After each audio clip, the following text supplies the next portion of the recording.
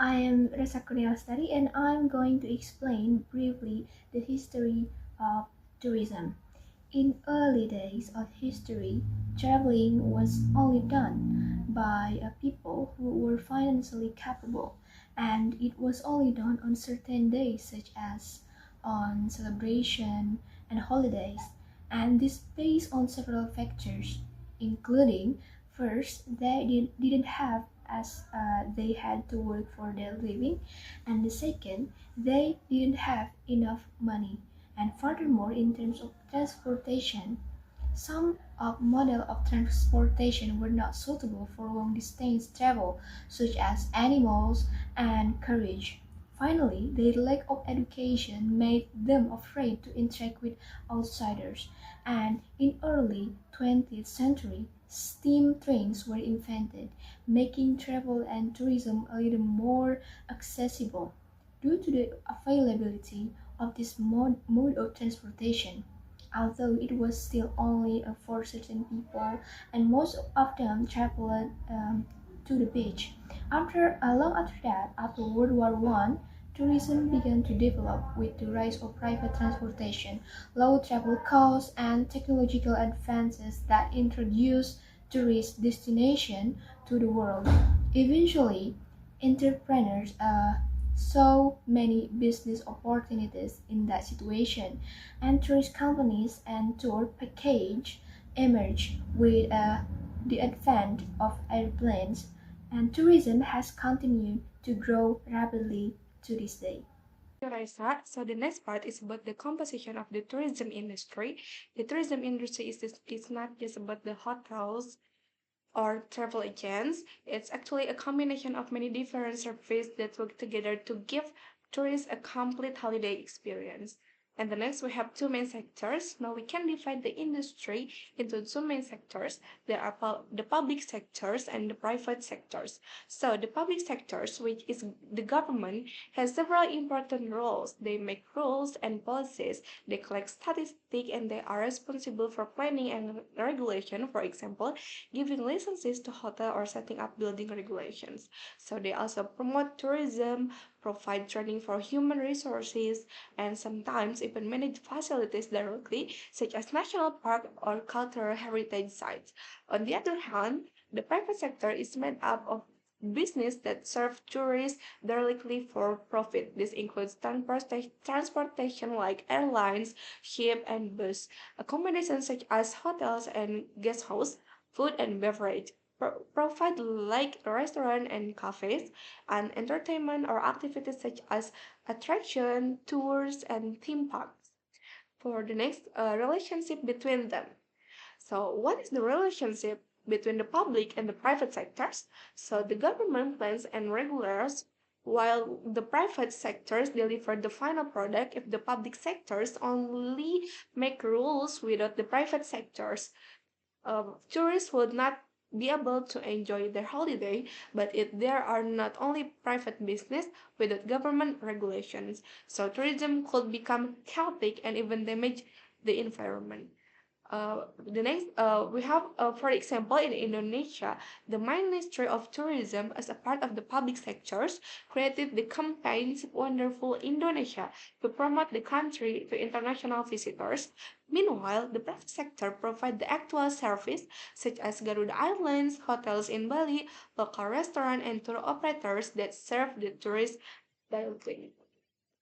So, the tourism industry is a combination of the public and private sectors. The public sector creates the rules and guidance, while the private sector provides the service. If both work together, the result is a satisfying experience of tourism. So, thank you. That's all. For the next part will be delivered by Rahmadianti. So the next is tourism product. Tourism product is the overall experience that tourists get when visiting a place. It includes natural attraction, man-made attraction, cultural and historical features. It also depends on the infrastructure of a place such as hospital, airports, public transportation, hotels, and restaurants. All these elements together that can create a complete package which is makes the destination attractive for visitors. For protecting the environment for tourism. The environment is one of the most important foundation of tourism. Beautiful landscape, clean beaches, wildlife, and cultural heritage attract travelers. However, if these are damaged, tourism will also decline. Protecting the environment means keeping natural and cultural areas clean, safe, and preserved.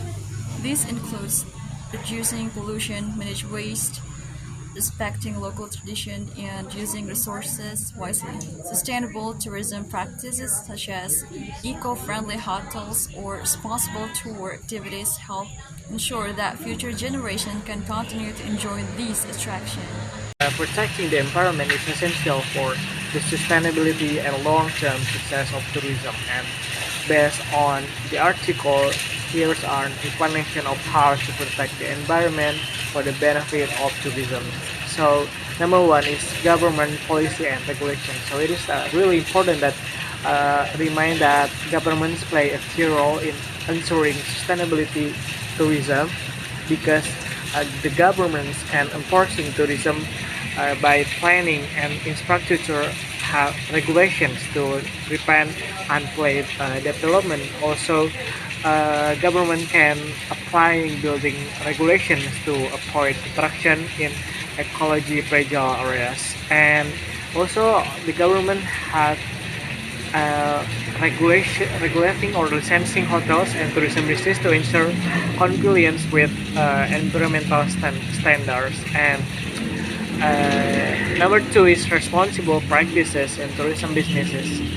So hotels, resorts, and tour operations can help by reducing energy consumptions, saving water by preventing wastage, and minimizing the use of harmful detergents and chemicals. Alright, so my name is Radzka Fairuz, and I'll discuss about what operators do. So actually, tour operators usually do the planning and organizing, directing, and monitor the sector as a whole. And what I have read about tour operators do. So the tour operators are divided into two groups. The first one is outbound tour operators, and they arrange travel from their own countries to other destination, and their staff usually travel abroad to buy hotel rooms and arrange local transport, meet and greet services, client representation, sightseeing, and entertainment.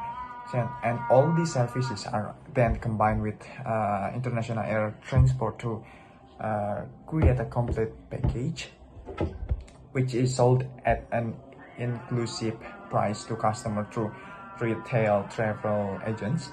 And the operator earns profit by selling the package at a higher price than the total cost of the ingredients. And second one is inbound or ground operators. So inbound operators partners in the host country who provide services for tourists upon arrival, such as accommodation, transport, entertainment, and local tours. So actually, tour operators exist because they provide convenience and security for travelers by using their services. Clients do not need to make all arrangements themselves, and which often requires extensive knowledge and experience. They also benefit from fixed prices, the ability to pay locally in familiar currency, and the protection of dealing with a licensed operator. So in short, or in other words, a tour operator is responsible for designing, combining, and selling tour packages that include transport, accommodation, sightseeing, and other services at an inclusive price. So that's all about what operators do. Thank you.